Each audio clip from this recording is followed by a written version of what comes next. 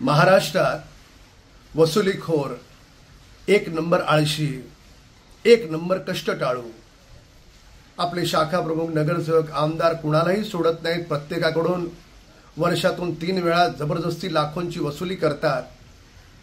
अशी व्यक्ती कोण असा प्रश्न विचारला तर एकाच माणसाचं नाव पुढे येतं, ते श्रीमान उद्धव ठाकरेंचं. बरं, स्वतः दस्तर खुद्द शरद पवारजी काय म्हणतात? आयत्या पिठावर नागोबा आणि उद्धव ठाकरेंचं कर्तृत्व तरी काय, हा सवाल शरद पवारांचा आहे. म्हणजे तुम्ही कंगना रणावत आणि नवनीत राणा यांना दोष देऊ नका. यांनी तुमची लायकी काढण्याच्या आधी शरद पवार तुमची लायकी काढून केव्हाच मोकळे झालेत.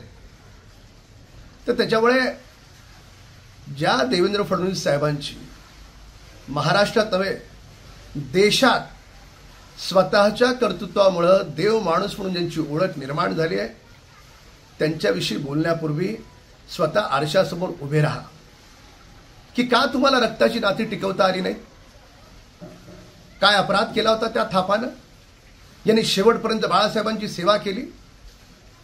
तो थापा सुद्धा माननीय मुख्यमंत्री एकनाथ शिंदे साहेबांसोबत गेला.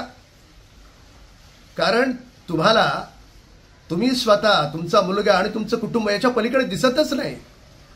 तर त्याच्यामुळे तुमची काय लायकी आहे ते जगाला माहिती आहे.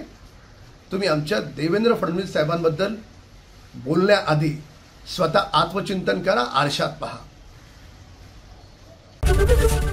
एबीपी माझा, उघडा डोळे बघा नीट.